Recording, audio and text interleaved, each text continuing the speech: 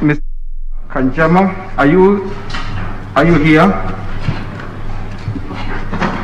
Is Mr. Kanjama here?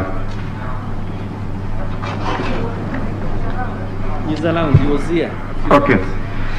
There is an application filed by him, and all we wanted to tell him is to serve it because it has not been served. It was filed yesterday. We'll hear his appeal this afternoon. Now, if he's not here, we must proceed. Mr. Ongoya? Mr. Ongoya, please do your best to stick to the time. Thank you so much, my lord. Thank you. My lords, my ladies, my name is Elisha Ongoya. I appear together with my learned colleague, Mr. Evans Ogada, for the 74th and 75th respondents in the lead file, that is Justus Juma and Isaac Ogola. Doing the best we can, I'll utilize 35 minutes of our 1 hour, and I'll cede 25 minutes to Mr. Ogada to make the remainder of our case. In terms of the documents that we desire that you look at, you will see our written submissions bound together with our authorities dated 23rd June 2021, a 523-page document. In addition to that, we'll also invite you to look at the petition that those two respondents filed in the High Court, which is E402 of 2020, that is to be found at page 1876 to page 1884 of the record of appeal in the lead file. We'll also ask you to look at the Attorney General's ground of opposition that were filed there at page 1944 to page 1946. Then we will draw your attention to the affidavit of Dennis Waweru that was filed in reply to that affidavit. And the same, I will draw your attention to the appeal by the Attorney General at page 2678 to page 2689. Time permitting, I'll make some specific reference to that affidavit. Otherwise, if time doesn't permit, I'll just go ahead and draw your attention to the paragraphs that I want you to look at. Finally, my lord, I will invite you to look at the judgment of the High Court that touches on the issues that were raised by those two petitioners, and you'll find those issues addressed at paragraphs 633 to paragraph 698 of the judgment.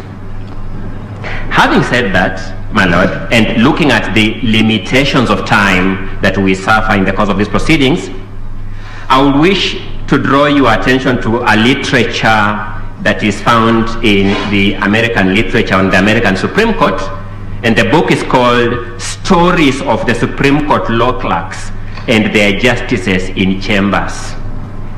And drawing inspiration from that, I want to pose the question: when the heat and dust in this room has settled and you have retired in your chambers with your law clerks to conference, what conversations do these two respondents expect you to have? The first conversation that these two respondents expect you to have is a conversation on whether our Constitution has a basic structure. In making that conversation, my lords, these respondents expect you to have a look at paragraph 468 of the judgment of the High Court.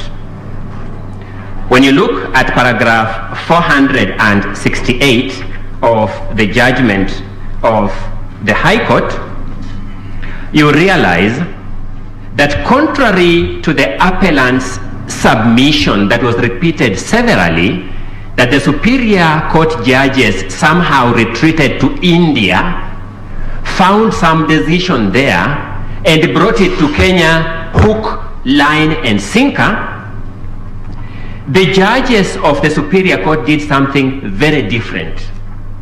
they discovered a basic structure that pre-exists in our Constitution by looking at the history, the text, and the structure of this Constitution. The fact that they made reference to some comparative learning is something not objectionable, is something praiseworthy, but it's important to note that they expressly took advantage of Kenya's history, Kenya's text, and Kenya's structure.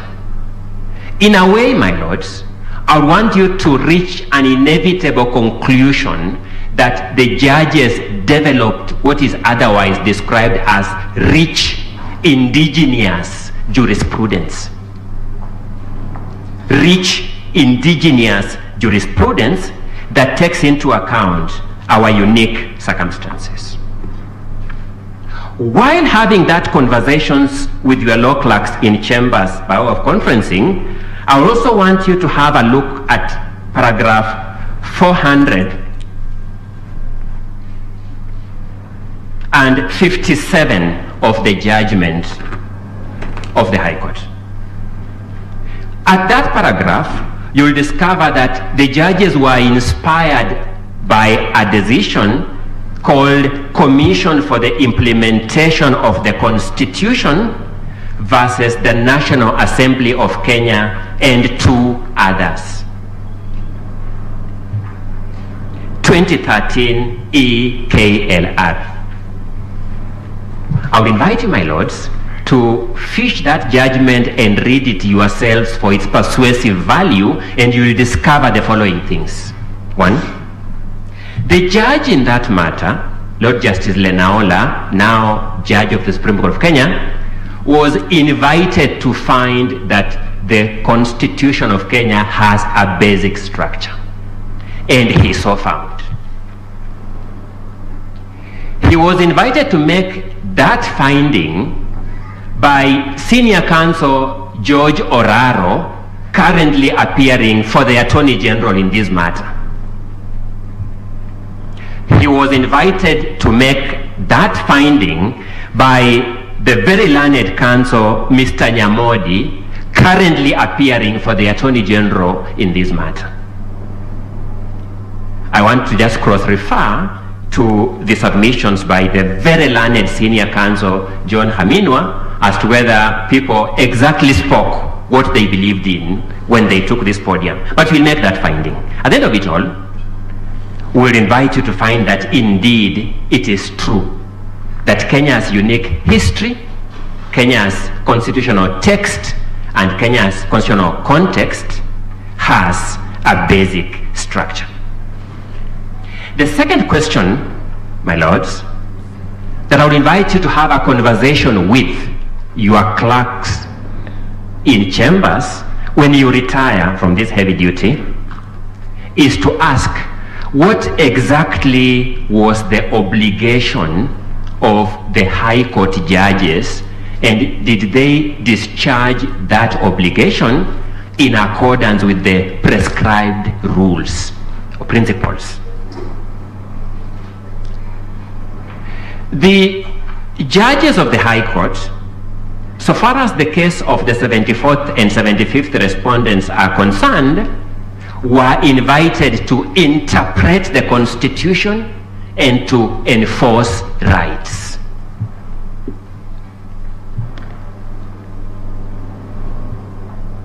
When judges are called upon to do that task, they exercise a jurisdiction that is prescribed in this Constitution and whose parameters is also supplied by the Constitution. For example, when they were called to enforce rights, they were subject to Article 20 of the Constitution that informed them that every person shall enjoy rights and fundamental freedoms to the greatest extent consistent with the nature of the rights and fundamental freedom. To the greatest extent. When the judges therefore say that we must secure citizen participation through first citizen information, civic information first, civic education, as part of primary constituent power. Constituent assembly. Then you move on to the third stage, then you go to the referendum. Does that secure least enjoyment of rights, or does that ensure greatest enjoyment of rights? I submit, to the extent that inevitably you will find that that ensures maximum enjoyment of citizen participation, you must reach the inevitable conclusion that the judges had the correct approaches to the resolution of the dispute that was before them. The judges were then also obligated to utilize the guidance in Article 259 of the Constitution. Article 259 of the Constitution has a catalogue of many principles which in scholarly terms are summarized as a purposive approach to the interpretation of the Constitution. Once you read each of those elements in that catalogue, they are what we call a purposive approach to this Constitution. In applying the purposive approach, the judges delineated three powers that can be found in this Constitution: primary constituent power, secondary constituent power, and constituted power. The question I'll be asking is, isn't it true that if you read this Constitution, you actually discover those three powers? Article 1 yields such an interpretation. So you cannot fault the judge for the interpretation approach that they adopted in their resolution of this dispute. Allow me, before I deal very briefly with the direct question of the delimitation, distribution, and creation of constituencies, which bothered those two litigants now before you, to respond to some questions that my lords did raise yesterday. I think it was my Lord Justice Tuyot, you pardon me if I'm wrong, who asked a colleague of mine, learned counsel, the question whether in discovering whether an amendment is the same thing as a repeal, in reference to the Constitution, one can take recourse to the Interpretation and General Provisions Act. Thank you so much, my Lord. Our direct and straightforward answer to that question is that Section 2 of the Interpretations and General Provisions Act expressly prohibits you from taking recourse to that statute while interpreting the Constitution. It acknowledges that that statute has a definition of amendment in reference to statutes. But when it comes to the Constitution, it expressly bars you from using that one. That is an acknowledgement of what the respondents have been telling you here all along. Sorry, Mr. Ngoya, that's important. Yes, my Lord. You are saying that it expressly bars you from using that method to the Constitution? What is the wording of the statute? The wording of, allow me just to put it this way, Section 2 of the Interpretations and General Provisions Act expressly says that that statute does not apply to the interpretation of the Constitution. Does it say so in those words?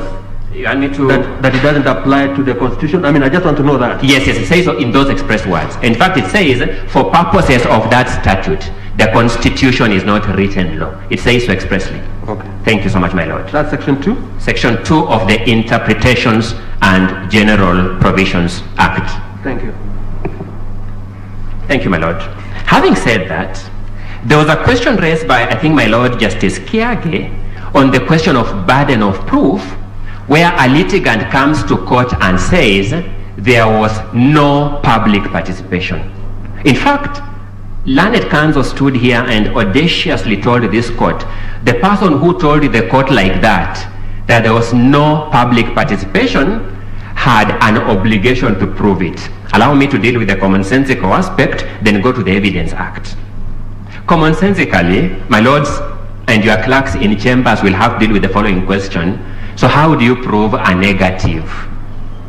How do you prove a negative if you bear that burden? But more directly, I would ask my lords to then ask your clerks to have a clear reading of section 109 of the Evidence Act, which provides that the burden of proof as to any particular fact lies in the person who wishes the court to believe in its existence.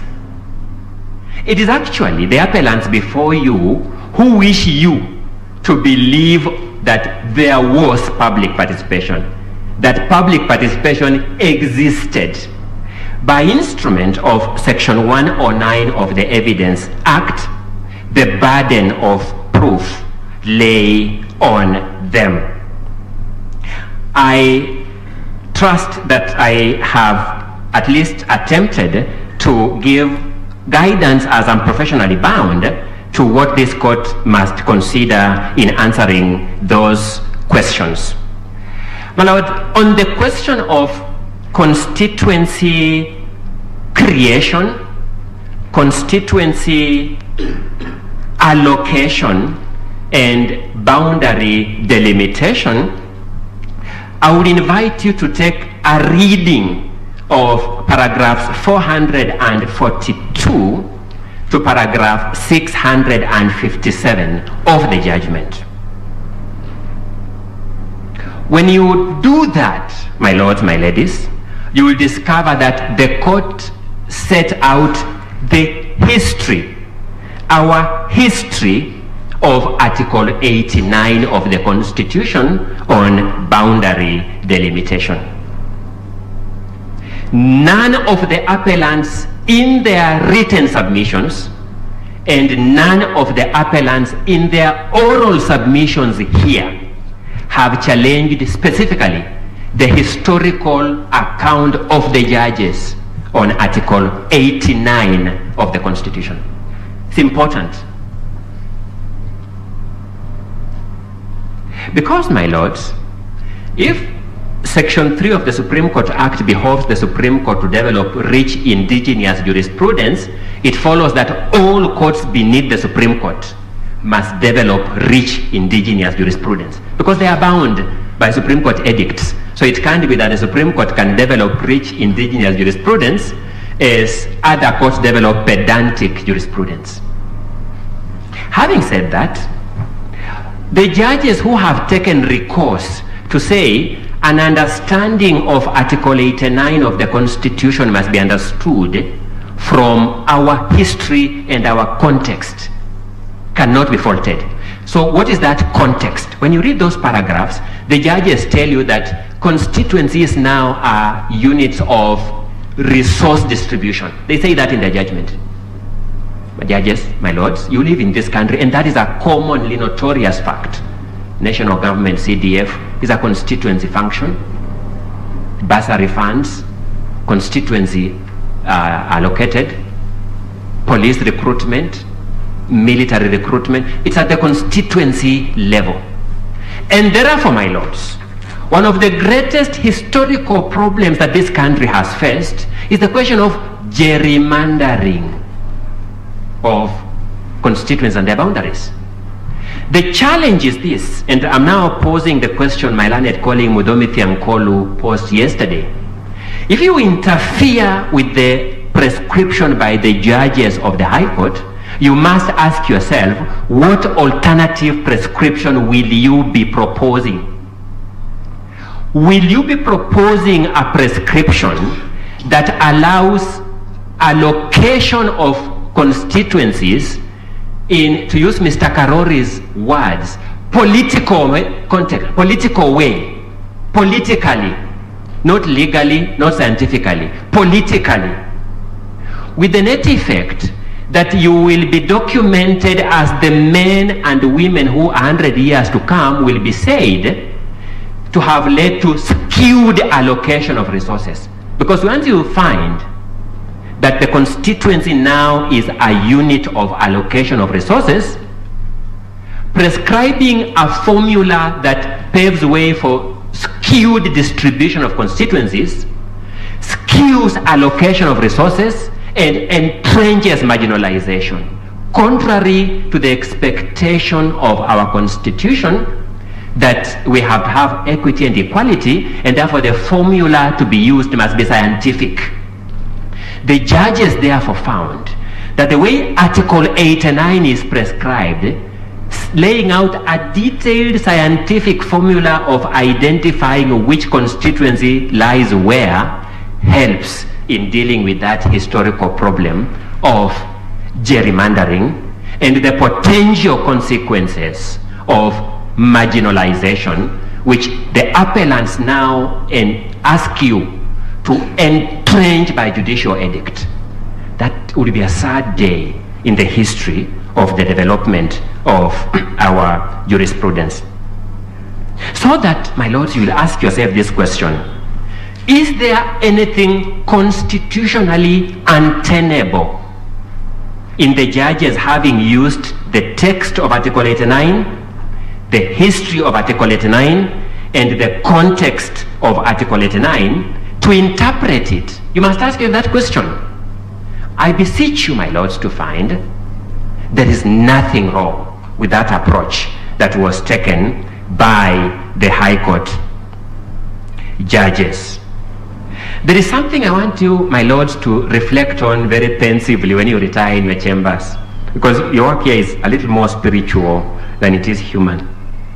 I mean, you are dealing with a defining case in the history of a country, a case that 200 years later, like Marbury versus Madison, people will look back long after you and I are long gone. You must ask yourself, how come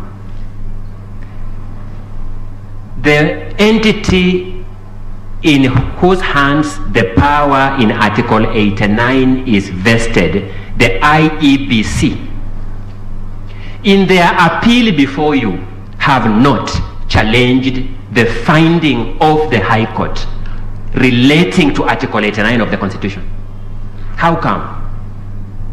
I'll go back to what learned senior John Haminwa submitted here. There must be an inevitable conclusion that they don't believe the High Court was wrong in that interpretation. They don't believe that the High Court was wrong in that interpretation. I will encourage you to find as wrong the submissions by my learned colleague, Mr. Karori, that distribution of constituencies in this country is a political question and not a legal question. It is a legal question, number one. Number two, that legal question in terms of its proximity or presence within the basic framework of the Constitution must be construed taking into account the unique history of this country. The judges did that. They looked at the Kriegler report and what it says, and to use the words of Chinua Achebe, to disown that history of this country, you must be a very dishonest person, you must be a liar, you must be fraudulent to disown that history, because we were all here. We know how Kriegler happened. We know how it happened. To disown it, you must be irredeemably bad. Having said that, my lord, allow me in the next couple of minutes to address an issue that arose again yesterday about the continuum of this amendment process. Learned Senior Counsel, very good friend, very good mentor of mine, Senior Counsel Otiende Amolo Paul, raised the issue of severing the process of the steering committee, the task force, and something called the secretariat. He said those were three distinct processes, and that when you retire, you must make that finding.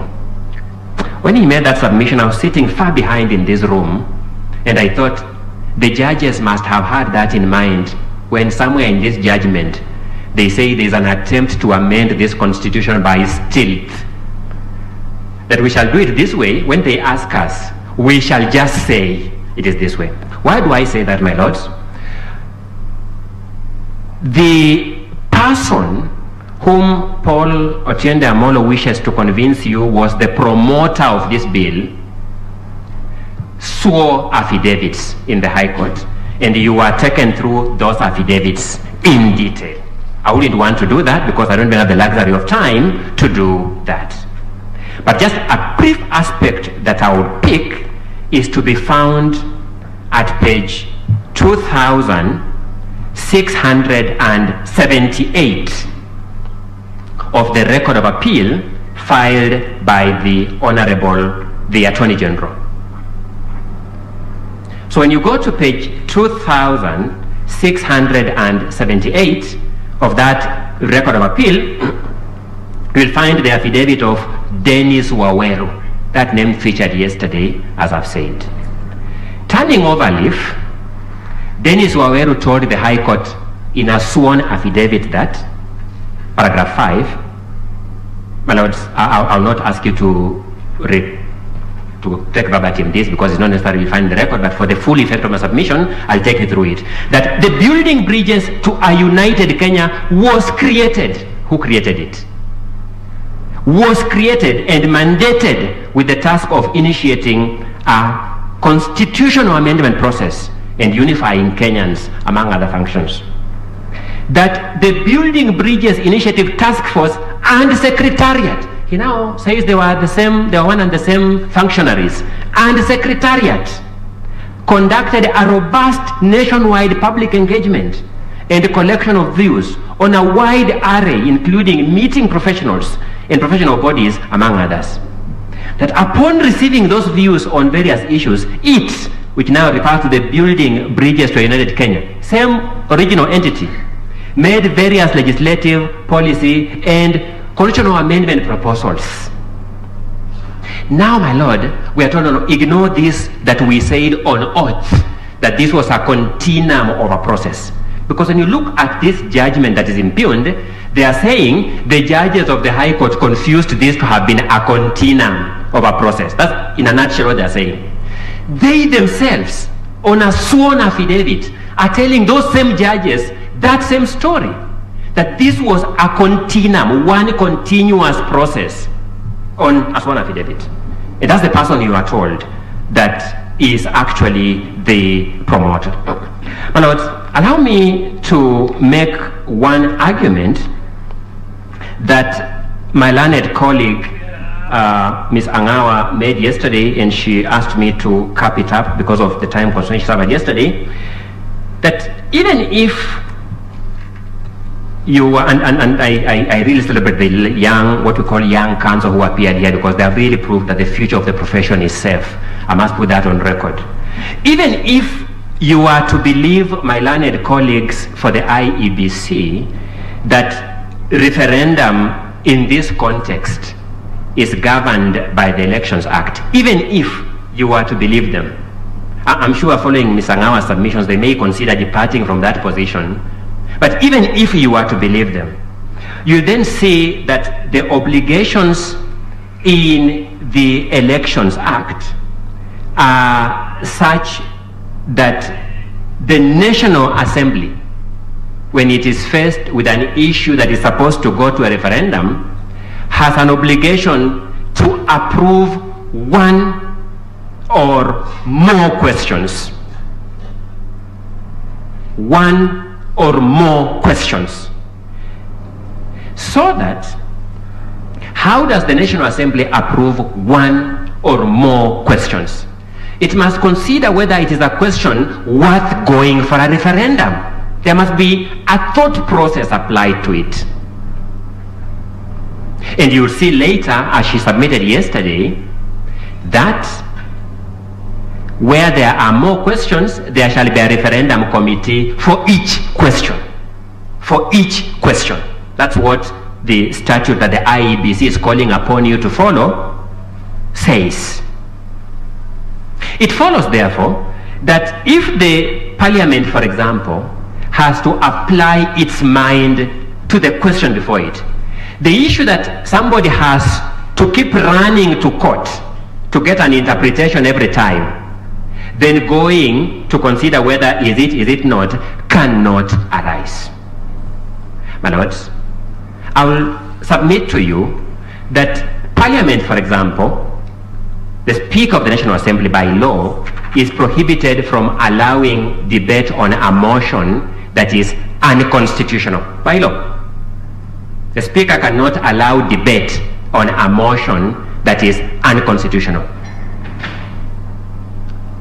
It behoves me that you have not seen speakers coming to courts to ask you, is this motion constitutional, my lords, before they go back to Parliament to conduct debates.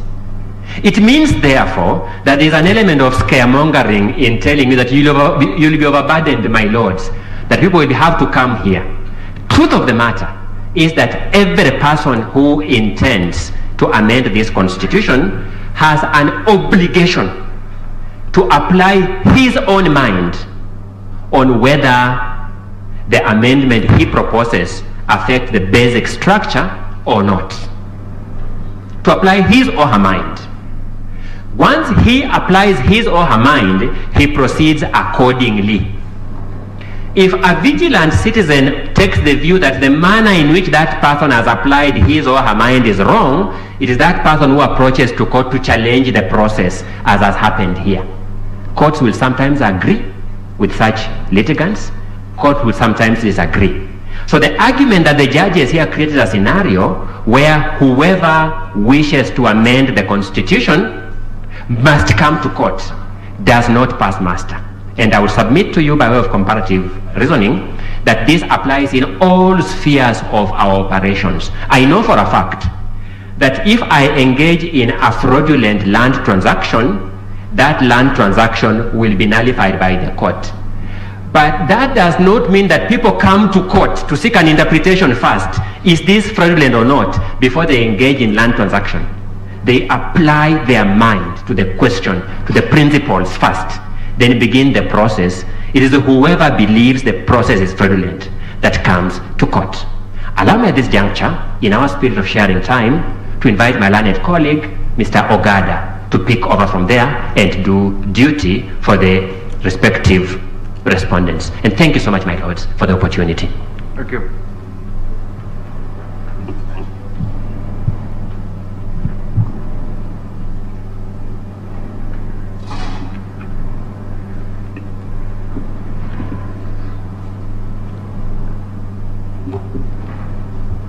Good morning, your lordships, your ladyships. I must start by paying homage to my seniors, ladies and gentlemen who have toiled and did service to the profession, though we sit on opposite sides. Particularly have to recognize the efforts and input of Senior Counsel George Oraro, decent gentleman in every sense of the word, Senior Counsel James Orengo, Gatonye, Martha Karua, all protocols observed. Alicia Ngoya, you have done well for us and you have blazed the trail for us. In the spirit of recognition, I have to recognize my teacher, Professor Ben Murumbi Sihanya, who sits on the other side representing the Building Bridges Initiative, and the Honorable Raila Odinga. And I will recall Professor Sihanya for not only being a great teacher, but also for the manner in which he dispatched me to the world of the profession and into the world of work. This is what Professor Sihanya told me and my colleagues, ushering us into the world. Go ye, people of Jerusalem, as he called us, and speak the constitutional truth. Speak truth to power. Professor Sihanya, I can assure you that I am here to speak the truth, and I'll speak the constitutional truth to the following questions relating to boundary delimitation and review. The appellants have raised certain questions with regards to the decision of the High Court, and certain issues have been raised with regards to the people and sovereignty. Certain issues have been raised with regards to the authority of the High Court. And most particularly, there have been raised concerns with regards to public participation. Judge President Musinga, you posed a question yesterday. Who are the people? I will attempt to proffer an answer. The people as a constitutional construct, and indeed the term the people is a continuous theme under the Constitution. Where do we find the term the people under the Constitution? The preamble, paragraph 2, Article 1 of the Constitution, Article 94(1), Article 129, Subarticle 1, Article 159, Subarticle 1. That is not an exhaustive list, but those are the salient examples. Now, the term the people was bandied by the appellants to show that the court, the High Court that is, usurped a power belonging to the people. In doing that, the High Court was faulted for ignoring the popular initiative, an initiative of the people, under Article 257. And in any case, the High Court was faulted for stopping the people from accepting or rejecting the Constitutional Amendment Bill at a referendum. In examining the concept of the people, and we refer to the people at paragraph 2 of the preamble, Article 1, Article 94(1), 129(1), 159(1), we submit as follows: that the Constitution knows of a distinct and graduated schema of the term the people and or authority exercised by and on behalf of the people. We want to make reference to the following. Volume 7 of the Attorney General's list of authorities in appeal, at page 2645, contains the submissions of the respondents, Justice Juma and Isaac Ogola, in the High Court. And specifically, I want the courts to examine paragraph 21 of the main text, which is referenced in the footnote at paragraph 30 of the same page, a text entitled Yaniv Roznai Amendment Power, Constituent Power and Popular Sovereignty, Linking and Amendability and Amendment Procedures. This is in the edited text by Richard Albert, Zenon Contrades and Alcamen Fatidu. That was by the respondents here, the petitioners in the High Court. That argument was so persuasive that the Attorney General decided to adopt it in appeal. And the Attorney General at paragraph 44 of their submissions adopts the graduated power scheme in the Constitution. What is this? What did the Attorney General say at paragraph 24? For quick reference. 24 or 44? 44. It is the Attorney General's further submission, they said, that the people of Kenya, in the exercise of their secondary constituent power, are at liberty to amend the Constitution without resorting to the primary constituent power and provide changes, provided that changes are done in accordance with the provisions of Chapter 16 of the Constitution. What are the distinct and graduated schema the term the people denotes under our constitutional scheme? Primary constituent power. Paragraph 2 of the preamble. The primary constituent power is not bound by constitutional rules. It exists outside the constitutional rules. It acts only when enacting a new constitution. B, the people in the secondary constituent sense. The people acting to amend the Constitution. The people acting in the course of an amendment process. Those are the people in the secondary constituent sense. Then we have a third tier, that is the constituted constitutional organs, where the people can be involved in terms of influencing decisions. So we have constituted organs as a place where the people can exercise their sovereignty. Constituted organs include the judiciary, the executive, and of course the legislature. Now, we have to make a connection between the people and the concept of sovereignty. Due to the urgency of time, the term sovereignty is understood as residing in the people exclusively. What is understood by sovereignty? Sovereignty manifests majorly in two forms. I want to refer to you in page 296 of the respondents' bundle of authorities, page 296, paragraph 224. There's an article there by Dieter Grimm, whereby sovereignty, first and foremost, is political rule. Supremacy, political rule. Sovereignty also can denote legal power.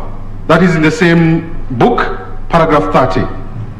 The power to create and implement a peaceful order. A peaceful order such as the Constitution.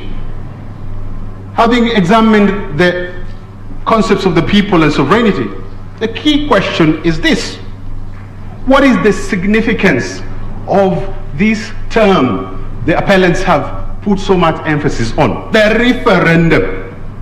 We submit this, that the referendum is a tool of involving the people to affirm a decision or to influence a decision.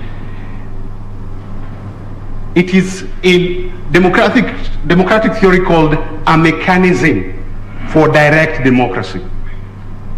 It affirms a process. The referendum, when used in the context of making a constitution, it will be exercised in the primary constituent power. However, a referendum exercised in the process of amending the constitution, such as in our case today, within this litigation, is going to be exercised within the secondary constituent power.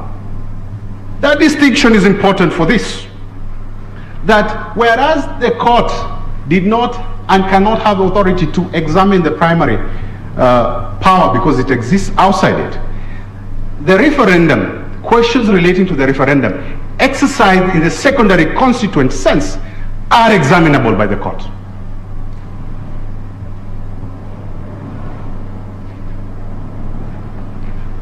Quickly, we then move to how the sovereignty, the concept of sovereignty, reveals in the Constitution. And we have provided two articles, Dietmar Green and Daniel Lee, in our bundle of authorities. Dietmar Green explains sovereignty, political rule, legal rule. Daniel Lee explains sovereignty as popular sovereignty. Popular sovereignty means this, that sovereignty in the practical sense is channeled through constitution, through constituted organs. So sovereignty can be channeled through the judiciary, the executive, parliament, and there is bona fide power exercised for the people. So when the judiciary exercises sovereignty delegated to it by the people, it acts bona fide. And the same is true for the IBC, that at Article 249, one is expected to express sovereignty on behalf of the people. And let this message be clear out there, that the IBC is an independent, bona fide recipient of the sovereign power of the people, and only responds to the people, and acts in authority as granted by the Constitution to nobody else. Quickly, I move to the authority of the court. There's a growing habit in this country. Senior Counsel James Orengo made an allegory of Jezebel. Jezebels in this country have had the habit of every time judicial officers make judicial decisions in accordance with the Constitution, the Jezebels will go call judicial officers names, deprecate their image, all in the name and in the belief that the judiciary is a lesser branch of government, that the elected branches purportedly have higher status than the judiciary. What is the authority of the High Court and indeed the judiciary under the Constitution? We have established already that the judiciary is a direct beneficiary of sovereign authority. That is not controvertible. The Constitution enables the court to be a situation, a site for sovereignty of the people.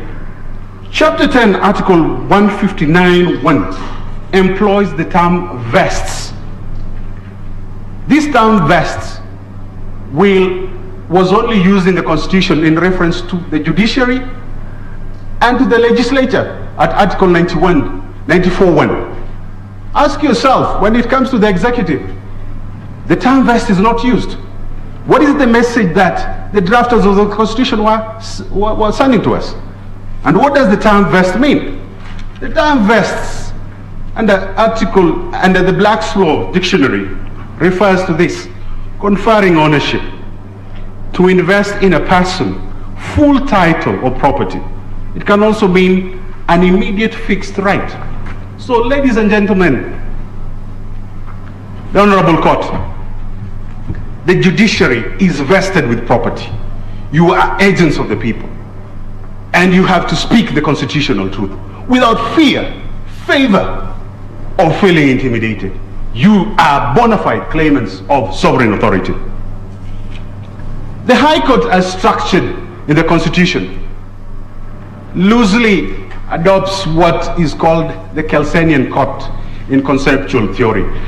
Professor Gidu Muigai submitted here that the High Court engaged in lofty theory. Theory in constitutional law is part of the footstools, the African stool. Theory is one of the footstools that anchors the law. The law is anchored on the who, the what, the why. The who, substantive law. The what, substantive law. The why, theoretical law. The how, procedural law. So theory. The Constitutional Court, Kelsenian Court as it's commonly called, is a product of histories around the world. The Kelsenian Court, such as our loose model in Kenya, is equipped with a special unique power, the power of judicial review. And that power is ably pronounced at Article 165(3). And that is the authority that the court claimed when it examined the substantive values of the Constitution in the impugned bill and the procedural steps. Because the court is empowered to examine substantive questions, the value questions, and the procedural steps, the procedural values of the Constitution. And Article 165(3)(d)(2), I hope I'm correct, any threat to the Constitution is enough to invoke the authority of the Kelsenian Court, as the High Court did, in drawing from the sovereign authority it receives from the people. The High Court exercised bona fide authority. That is the authority granted to it under the Constitution. And therefore, it is demeaning, it is a tad arrogant to cast aspersion on judicial officers, to demean the image and integrity of courts for specifically doing what is decreed and declared in the Constitution. We submit a Kelsenian Court, the High Court, enjoying the Kelsenian prominence loosely as it is in the Constitution, is a bona fide recipient of sovereign authority from the people of Kenya. Quickly, I move to public participation in the context of constituency and boundary delimitation. We have provided material in our bundle of authorities at page 428 to 429, and this is a scholarly article by Professor Tina Nabachi and Matt Liniger, Public Participation for the 21st Century. A lot has been said about public participation, but this was not said. Public participation enjoys its pride of place at Article 10. And Article 10 deals with principles and or values of the Constitution. Now, what is public participation? This is our submission, that public participation is a differentiated power track. What do I mean by a differentiated power track? It is authority belonging to the people, sui generis, and must be exercised in its quantitative and qualitative sense, and that is without apology. Public participation simply denotes that the people, in their sovereign superiority, must influence, must have input in important matters of their governance. Public participation in the context of constituency boundary delimitation ought to have led to the question with regards to Article 89(1). Do we keep the constituencies at 290 or do we reduce them? We are burdened by loans taken from all over. The burden is too much for us. Can we reduce the number of constituencies? That is a question that the people of Kenya should have borne, if the question was posed to them. The people of Kenya, in their madness or cleverness, could also have decided to increase the number to 400. That question was not posed to them. And we have submitted that public participation in the context of boundary review and delimitation did not happen. Telepathically, I can hear a question that he who proves, he who alleges must prove. My senior Elisha Ngoya addressed the commonsensical and the legal bits of it through the Election Act. I want to answer it in the political sense and drawing from authority from this court. In the political sense, being that we are citizens and not subjects. The citizens of Kenya, Nafula from Trans Nzoia, Mwekali from Machakos, Auma from Uyomararieda, Wajiko from Nyeri, ought to have been asked about whether they want to increase or decrease the constituencies under Article 89(1). So we allege that did not happen. Now, to those who will tell us that since we are alleging we have to prove that public participation did not happen, allow me to refer you to an authority of this court, Civil Appeal number 6 of 2018, the case of Kesi Jindwa Karuku versus Steelmakers. This court said that a negative inference such as we are making cannot be on us to prove. It is for those we are citing that negative inference to certify this court that indeed public participation did happen. It did not. As I wind up,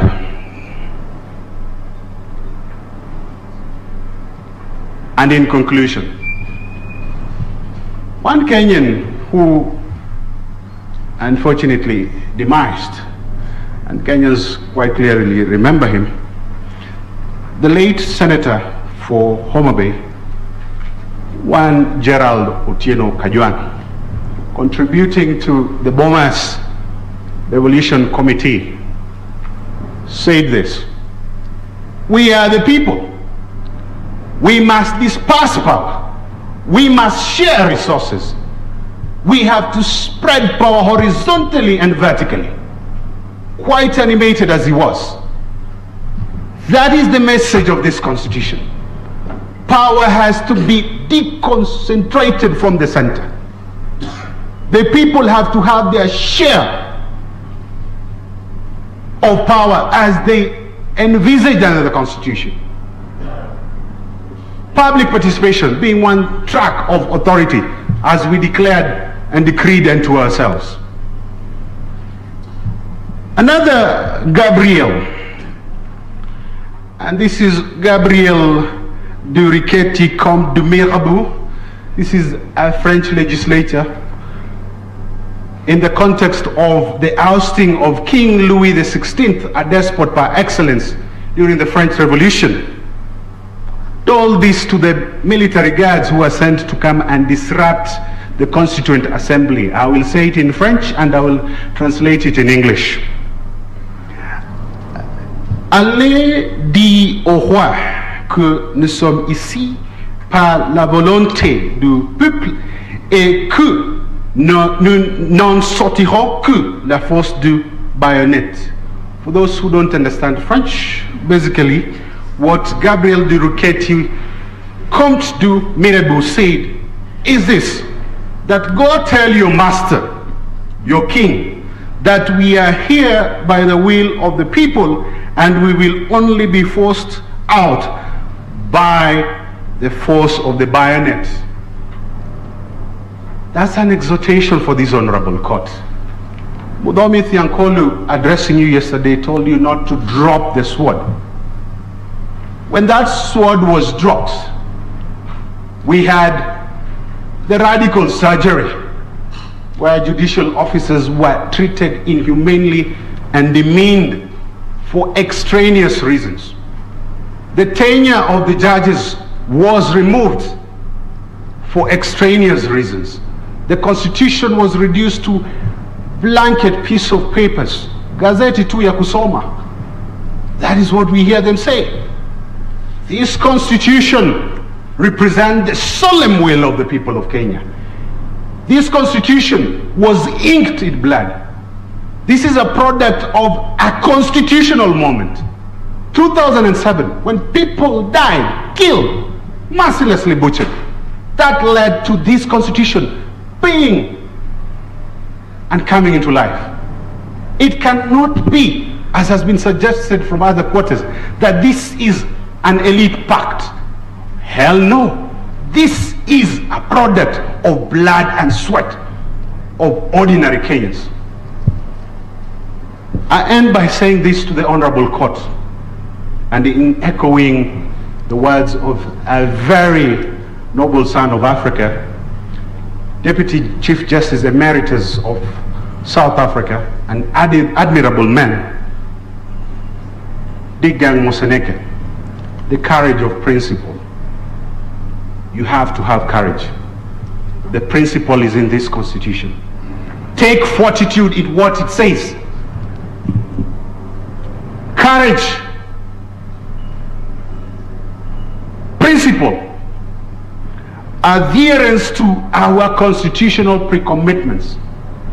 Those are the only saving lines for us not to drop the sword. The insults will come, the calumny will come, the indignity will come. But to you and for the people of Kenya, it behoves you to do one and one only thing: pre-commitment to the Constitution, and that alone will suffice. I submit. Thank you. Thank you, Counsel. Who's next?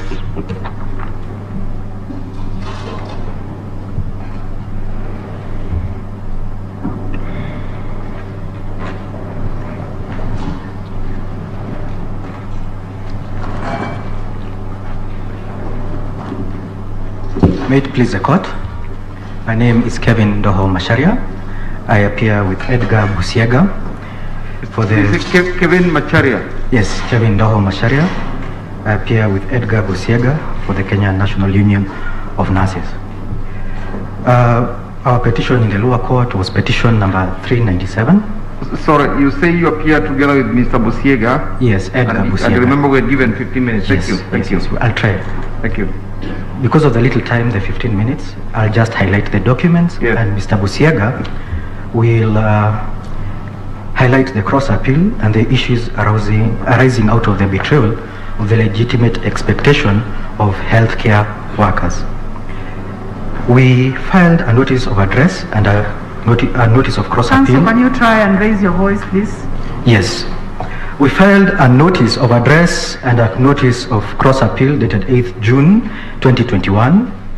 We then filed submissions dated 9th June 2021, a list and digest of authorities dated 27th June 2021, plus additions in volumes A, B, and C.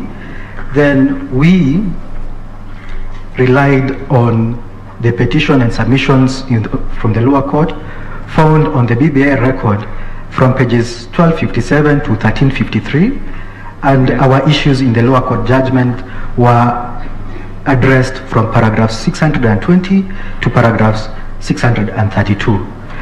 We had annexures which are found on volume 3, paragraphs page 1313 of the BBI record of appeal, and the gazette notices at volume 4 of the BBI record of appeal at between pages 1574 and 1576.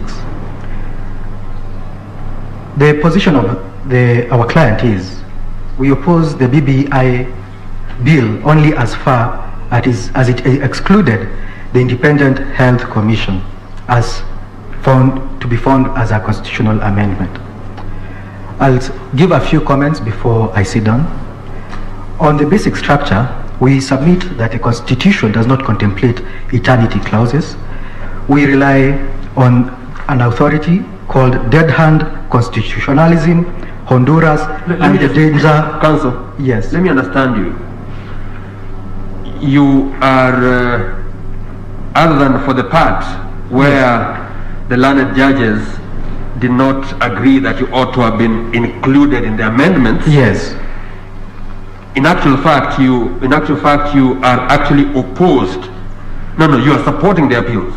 Yes, somehow. What do you mean somehow? Because when we want that health commission, Just a the moment. Constitution must be amended to include the interests of I'm the looking at healthcare your workers. prayers. Yes. Your prayers are at page 2 of your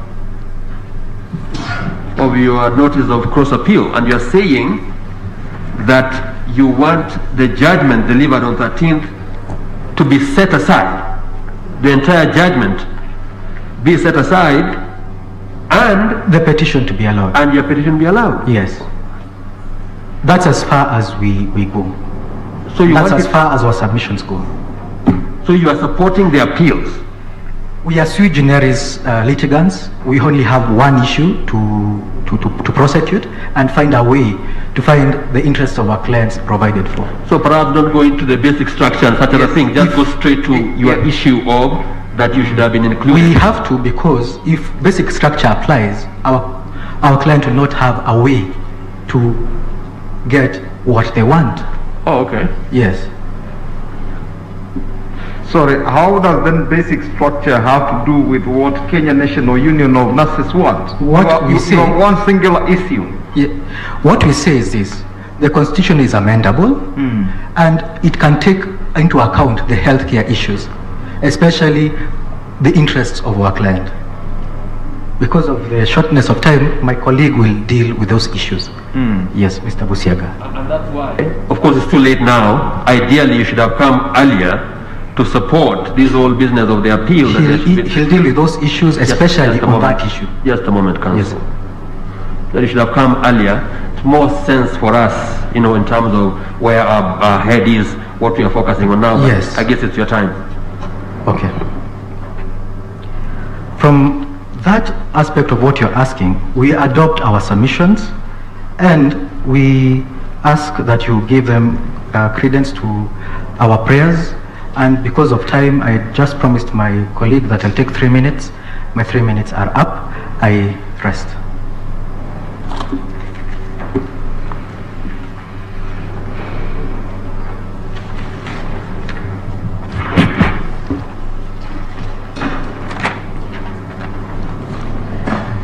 Thank you, Your Lordships. My name is Edgar Busiaga, for the record. in the interest of time, I'll submit without necessarily referring to documents. Perhaps for the bench to understand the issue at hand and the position of the Kenya National Union of Nurses is that the Constitutional Amendment Bill of 2020 is opposed. Your Lordships, it is opposed to the extent that the nurses were not made part of the process. And what was choreographed as a public exercise in terms of seeking public views, in which the nurses presented their proposal, that proposal was ignored. Your Lordship, it was admitted in the first report, which is popularly known as the BBI report 2019. But subsequently, when the amendment bill came through, it was not part of it. To that extent, therefore, we oppose the Constitutional Amendment Bill and state that it is actually a legal fraud. A legal fraud in the sense that it does not represent the wishes of the people. My lords, the nurses were made to believe that this was a process towards uniting the whole country. And they went ahead and told people, bring your views. Now, we are being told, and that submission was made by Senior Counsel Otienda Molo, that the promoters of the bill are one Dennis Waweru and Junet Mohammed. The nurses feel cheated to the extent that the promoters of the bill, to the best of their knowledge, was the President of the Republic of Kenya. And since the nurses were willing to be part of building a country, they subjected themselves to this process. Along the way, it turned out to be a farce, not intended to achieve the will and wishes of the people, but as a vehicle to serve their own private interests. In this case, the interests of the President of the Republic of Kenya and his erstwhile foe and now friend and brother, Honorable Raila Amolo Odinga. To that extent, we oppose the Constitutional Amendment Bill. If the process had been initiated with the inclusion of the Health Service Commission, an independent Health Service Commission, with the same status such as the Judicial Service Commission, the Teacher Service Commission, the nurses would have thought about it. The eminent submissions I've had is that the appellants want the reggae to stop from where it was posted by the High Court. We cannot allow that. We cannot be taken for a ride. The Constitutional Amendment Bill does not represent the wishes of the people. Now, I'll address the element of legitimate expectation as argued in our documents. Your Lordships, the cornerstone of legitimate expectation arises from a considered assurance. In this manner, nurses, bring your views. We look at them. We presented a memorandum for the Independent Health Service Commission. In essence, it was to cater for the human resource element and to liberate the healthcare workers from the arms of the governors, the county government. We have seen the turmoil in the health sector in this country.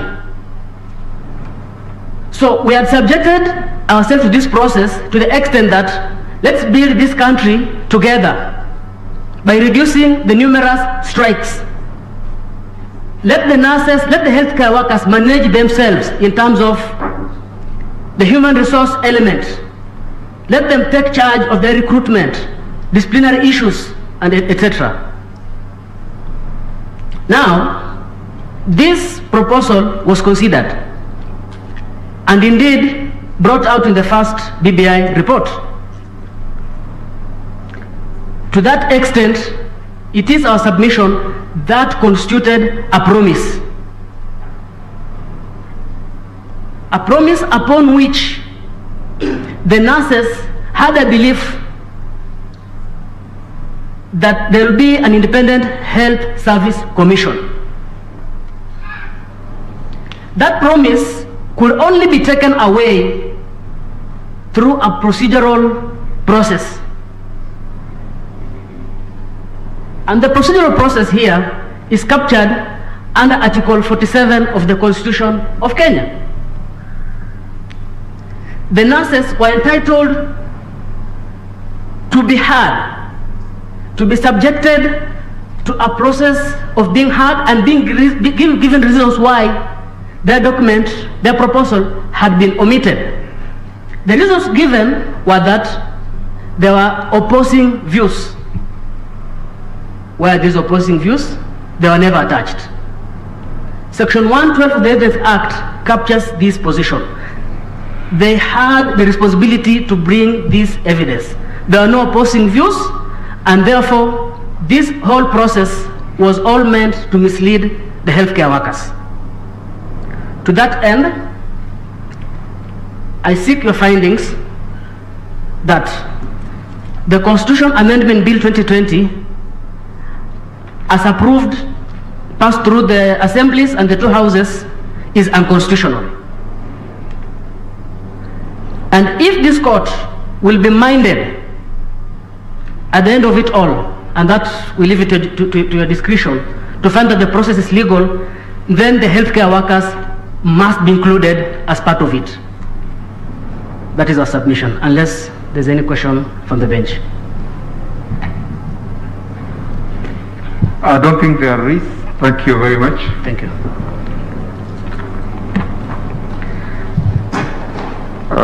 Can we move to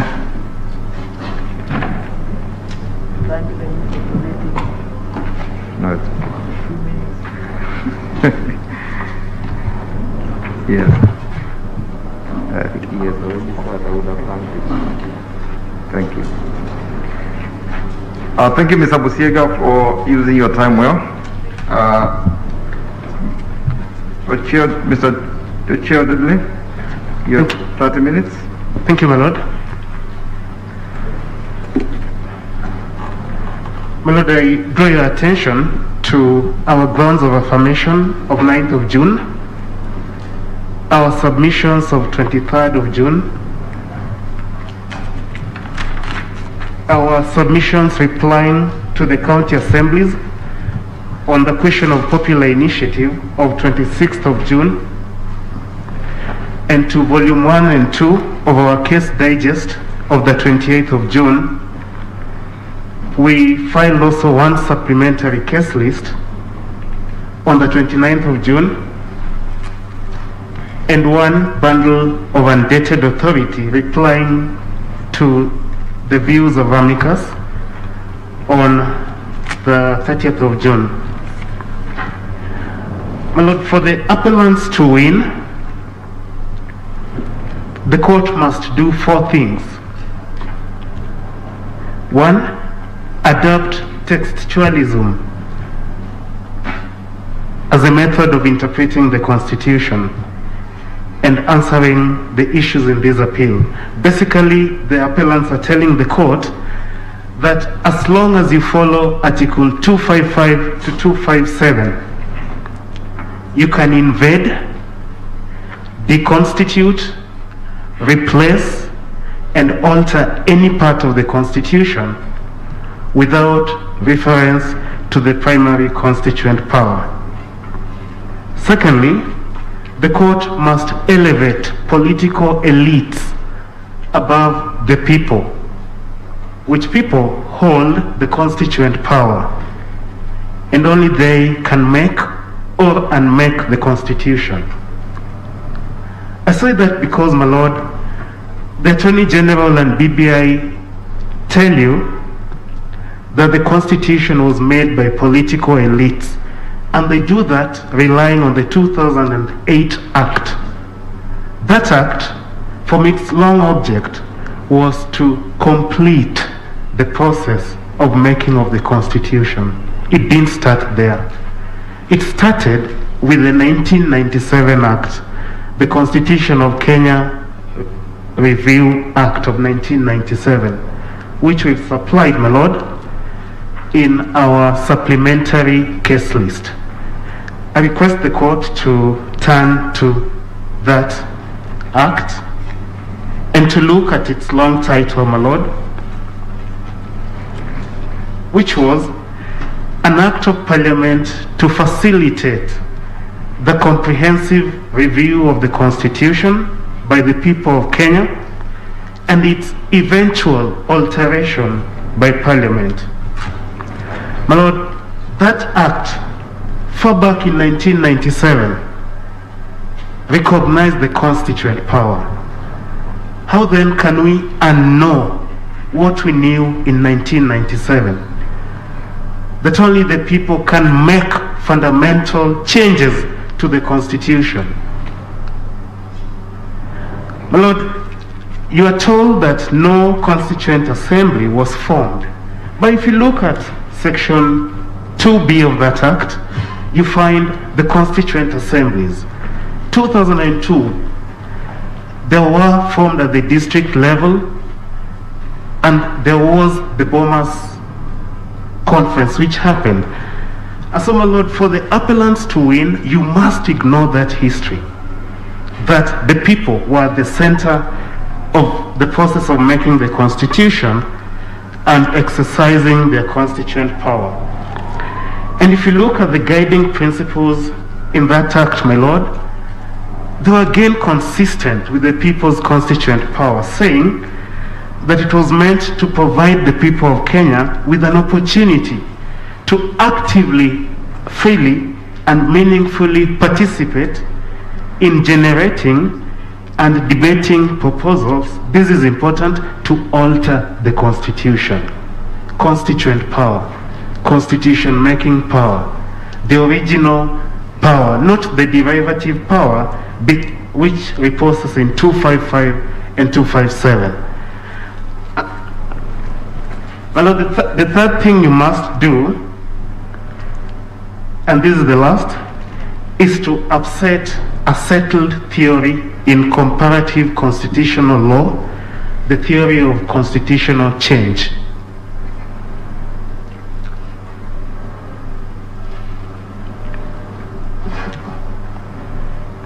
That theory, my lord, in a word, is to the extent that the power to amend the constitution is not the power to annihilate it. And my lord, before I come to the bulk of that, the Attorney General accepts Yaniv to be an authority. Senior Counsel George Oraro told you so. Then when the court asked Senior Counsel about the familiarity between India and Kenya, that was Justice Musinga, if I remember, Senior Counsel's response was, there's no similarity.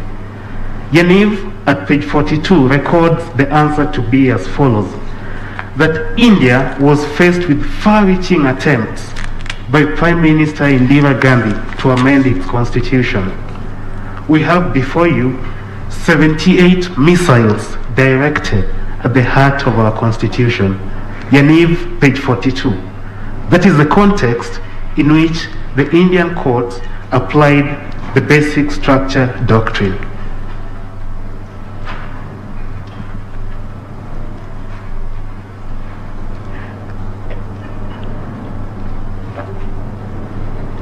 My Lord,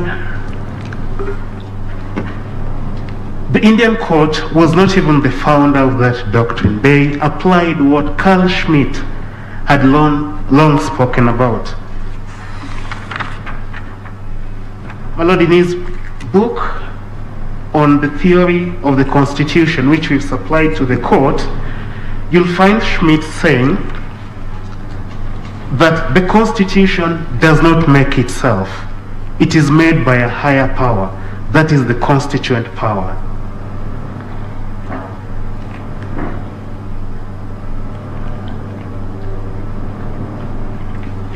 And that is at page 559 of volume 2 of our record of appeal. Then he also says, my Lord, that changing the Constitution is not a normal state function, like establishing statutes, conducting trials, or undertaking administrative tasks. It is an extraordinary authority. It is an authority that belongs to the people. Senior Counsel James Orengo, who inspired many of us, including myself, to the law, left me confused. He posed the question, can the people exist outside the Constitution? The answer is yes. The people make the Constitution. Exercising their sovereign power and sitting as a constituent assembly, yes, they can alter the Constitution. They can change this country into a monarchy. And they can reorganize our modes of government. My Lord, Schmitt tells us on page 559, the last paragraph, that the authority to make amendments, I quote, contains only the authority to undertake changes, additions, extensions, deletions, etc., and that it is not the authority to annihilate the Constitution. In other words, you cannot use that power to make a new Constitution.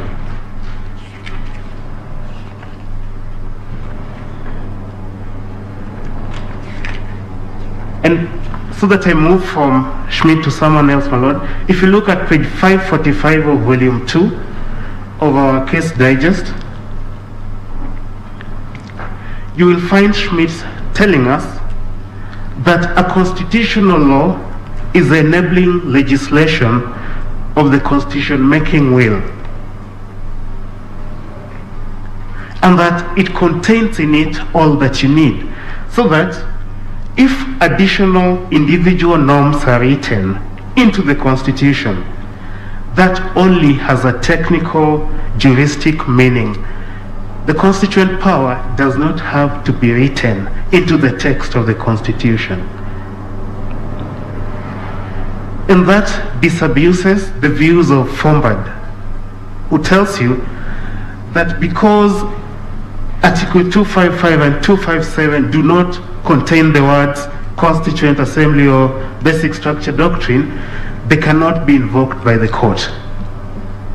My Lord, did Kenyans intend that this Constitution, like the current one, could be replaced, abrogated, altered gradually by amendment? I urge you, my Lord, to look at your screens for a moment and let us see also why the High Court's finding that the inquiry is factual makes sense. Kindly show us amendment number 7. My Lord, this is from page 1150 of the Attorney General's Record of Appeal, volume 3.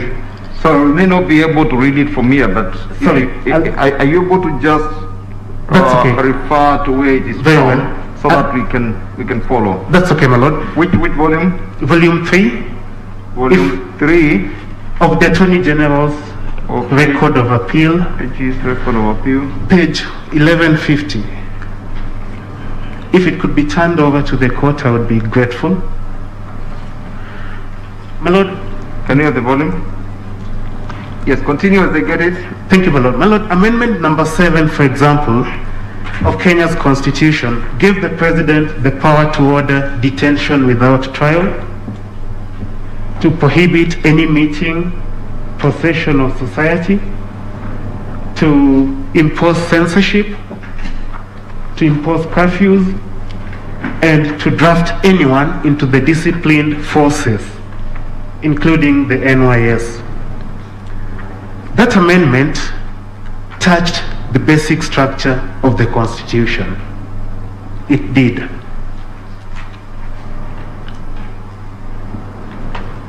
The second amendment, which turned Kenya from having a prime minister to a president, also went to the basic structure of the Constitution.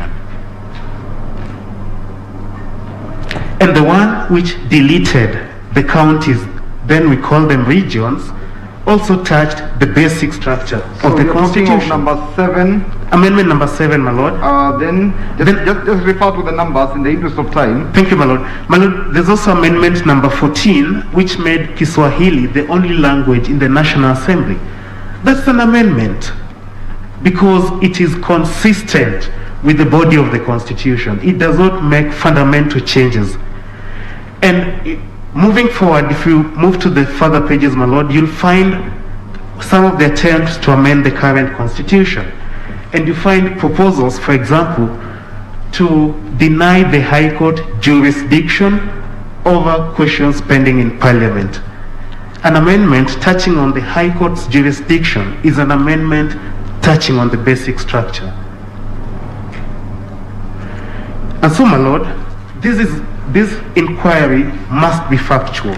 You must wait for the amendment to come before you, look at it, look at the body of the Constitution, its language, and decide if or not that amendment affects the body, affects the basic structure. There is an argument that the counsel who preceded me has made about the dead hand claim, that by imposing strict rules on constitutional amendment, will be tying the hands of future generation. That is not a new argument. It's an argument that Forward also makes, my Lord.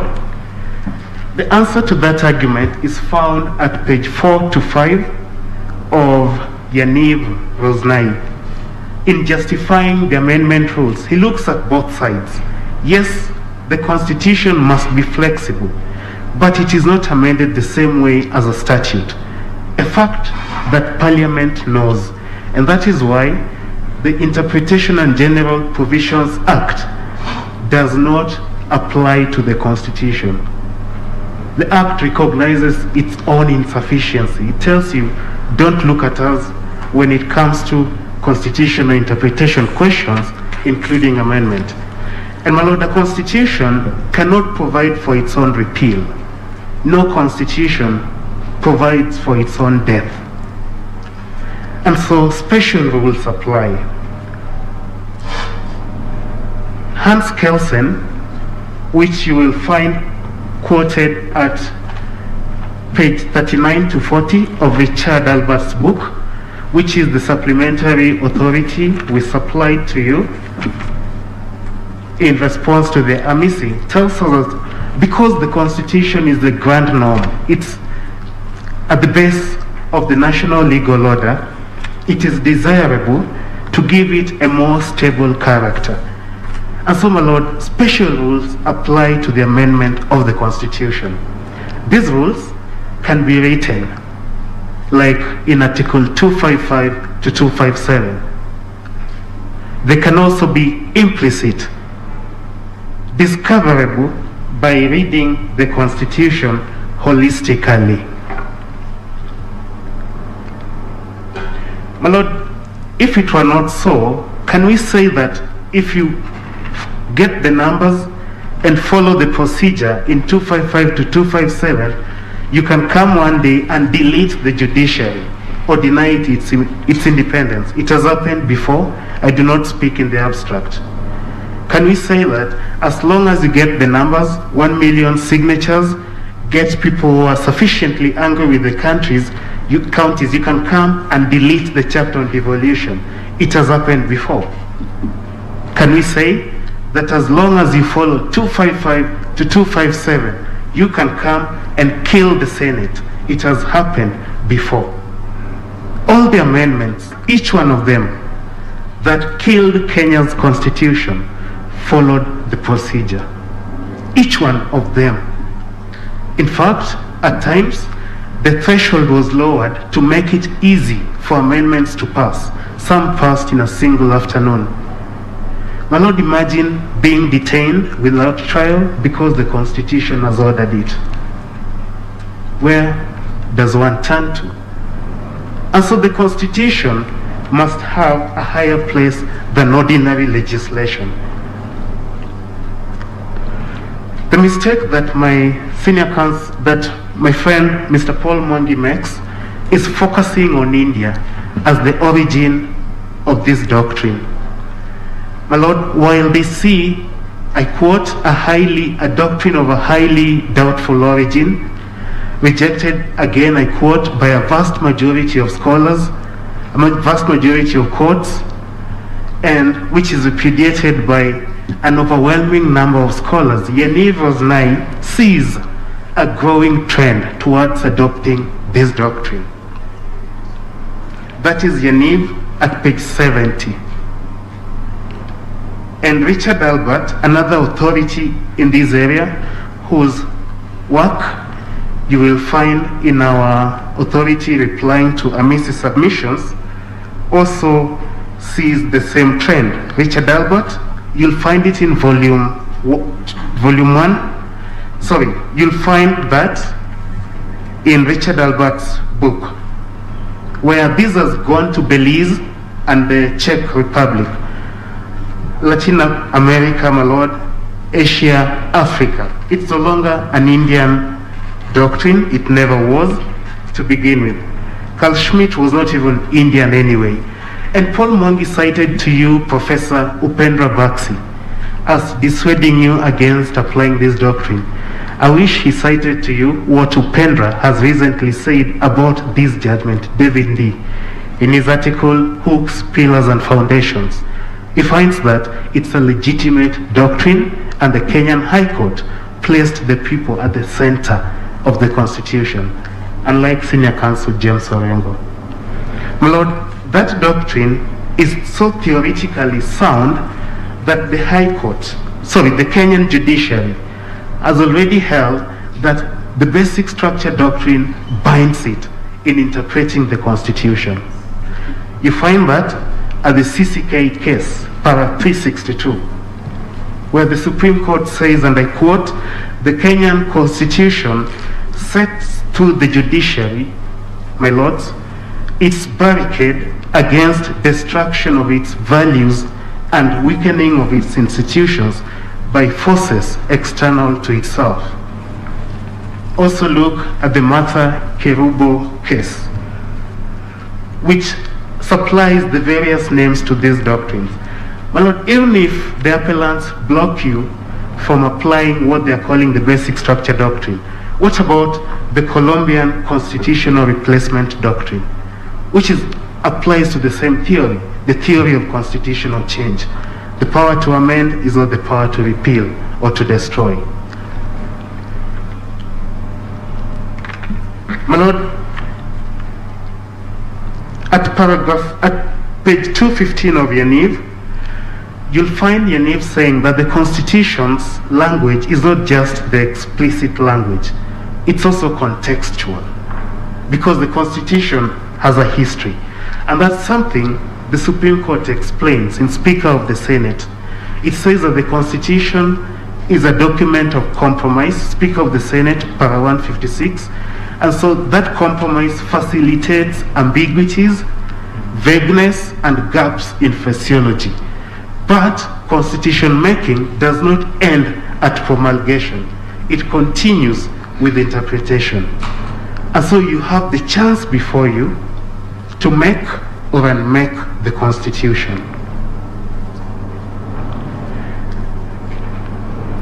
My Lord, to allow the appellants to win, you'd also have to disregard all modern constitutional law comparativists.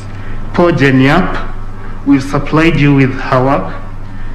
Hannah Lena, David Landau, Rosalind Dixon, Mark Tashnet, all modern comparativists, because their work support the High Court judgment. I move briefly, my Lord, to the question of presidential immunity. And my Lord, the President does not enjoy absolute immunity. If he did, for example, under Article 143.3, the President can be sued after he leaves office. It freezes time from running. 143.3. What sense would it make to sue the President after he leaves office for official acts? Why would we bother a retiree after he leaves office? And so in short, Article 143.3 must be interpreted holistically, that's one, as the High Court has done recently in Katiba Institute, a case I was privileged to argue against Senior Counsel Waweru Gatonye. The President, on being sued for failing to appoint the 41 judges, raised a preliminary objection urging his absolute immunity from all processes. The High Court overshot that.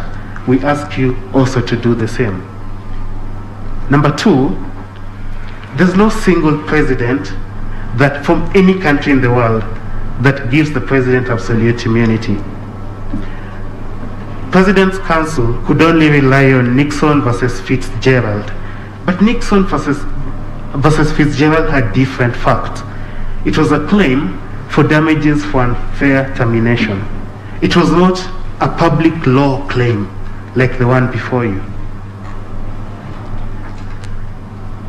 So it does not support, it helps us. And if you look at it, my Lord, you'll find phrases like private lawsuits, damages, liability for damages. It prevents private lawsuits. And the reason in Kenya is because of 165. Anything done or said to be done under the Constitution falls within the jurisdiction of the High Court. My Lord, lastly, as I yield the floor to my learned friend Mr. Ian Madenke, is that presidents have routinely been sued around the world for public wrongs. President Trump 2 years ago, President Jacob Zuma recently sentenced to contempt. And my Lord, if anything, and I say this with a lot of respect, the current president has shown us why a president must not have absolute immunity from all proceedings, especially those ones touching on the Constitution. My Lord, I rest my submissions and request you to call my colleague, Mr. Ian Madenke, to the podium. Thank you, my Lord. Thank you, Mr. Chair. 10 minutes, Mr. Madenke. Yes, ma'am.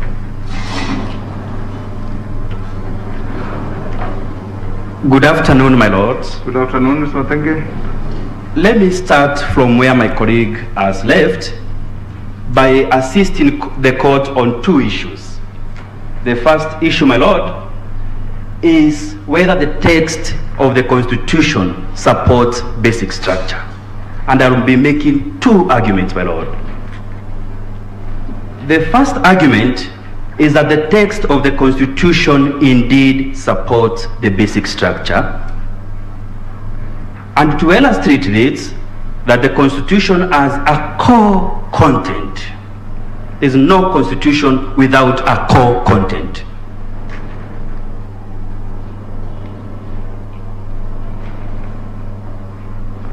Number two, my lord, is that the Constitution has foundational and prior principles. And I will demonstrate it to you, my lord, and my lady.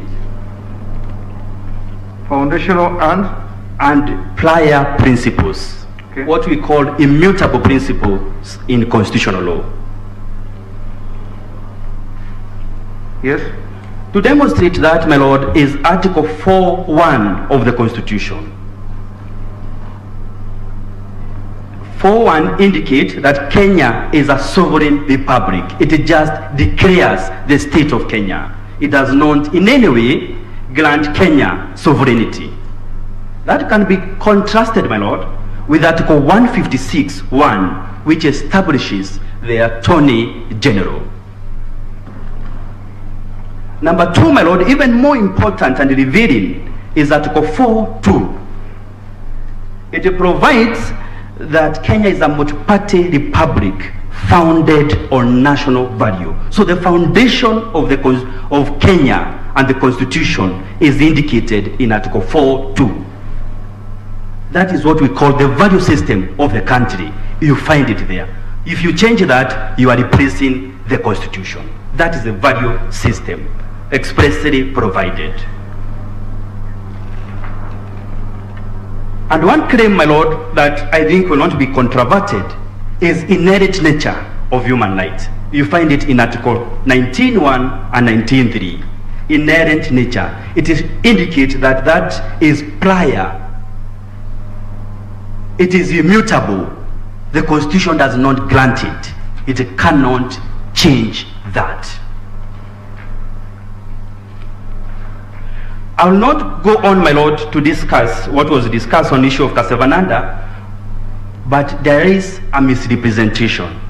The High Court did not follow Kasevananda, line, hook, and sinker. It adopted it to our situation.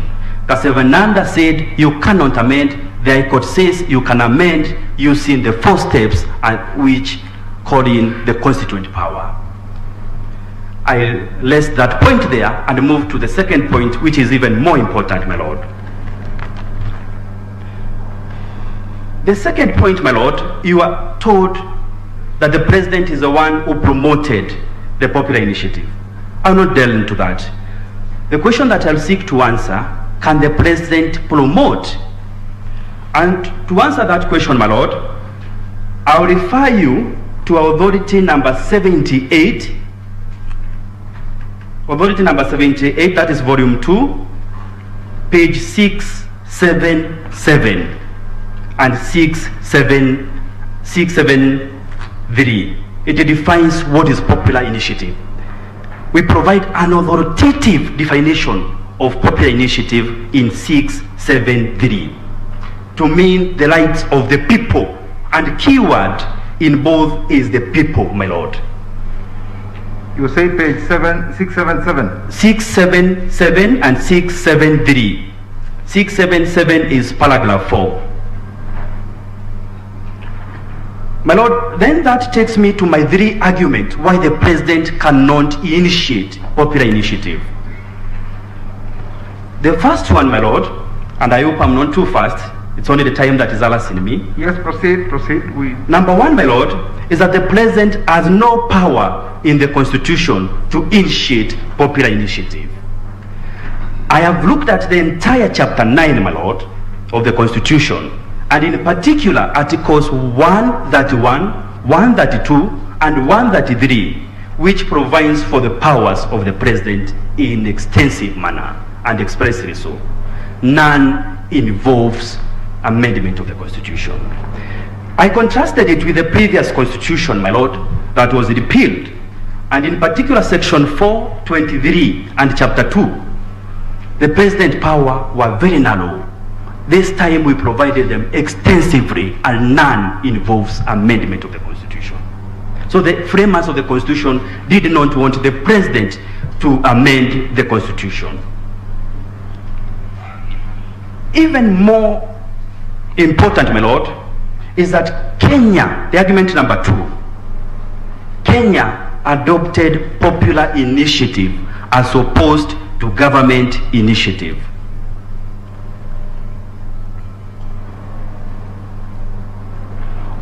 Globally, my lord, there has emerged 2 types of initiative: government initiative and popular initiative. And we have done a comparative study of the practices.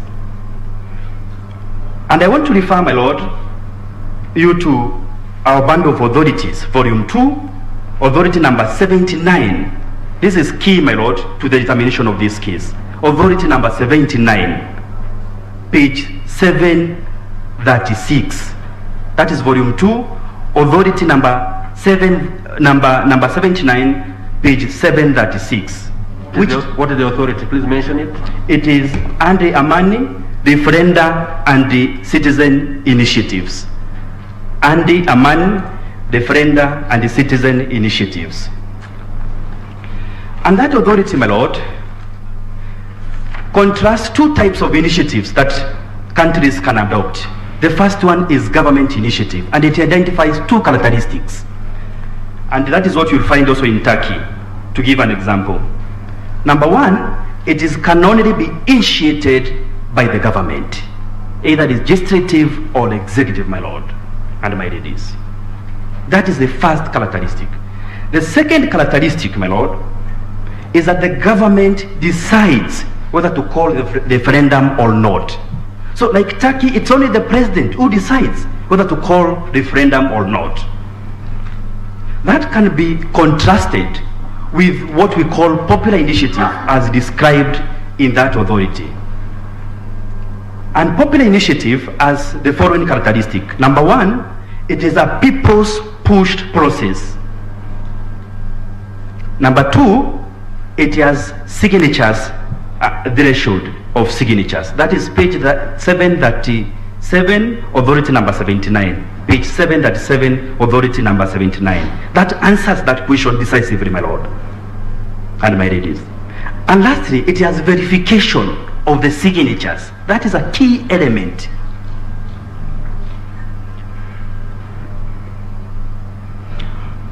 I don't need to say any more on that, my lord, but let me give you even that justification, my last argument.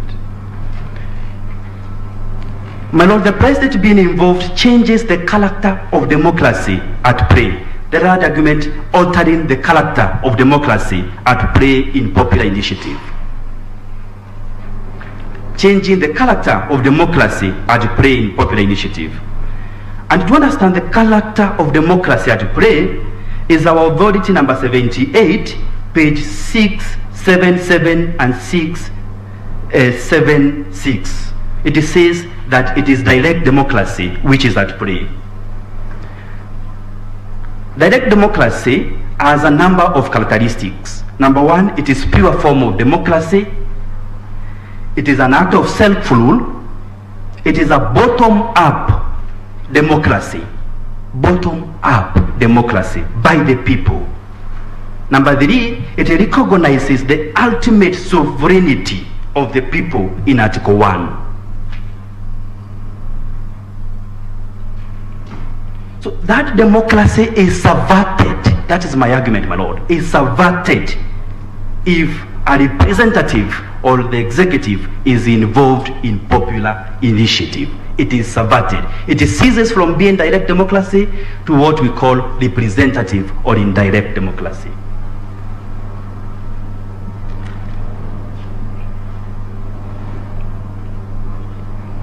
Last submission. The last submissions, my lord, is that the Constitution, and this has been said, is that the Constitution distinguishes between the people and the representative. That is Article 1, 2, the people may exercise directly or through their representative. 1, 2, my lords. And number 2, Article 255 3B.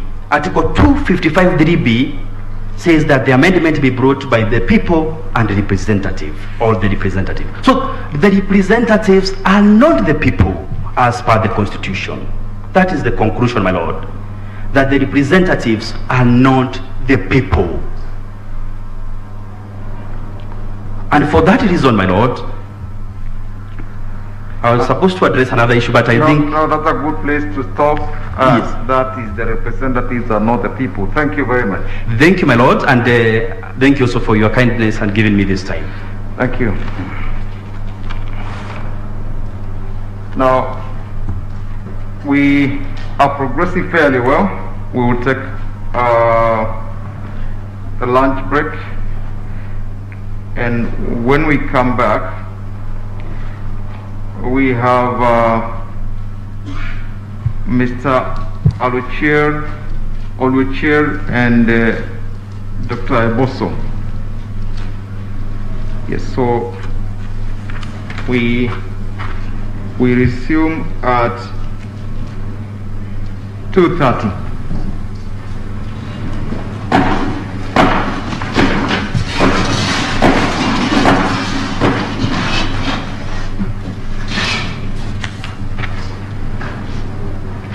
This conference is no longer being recorded.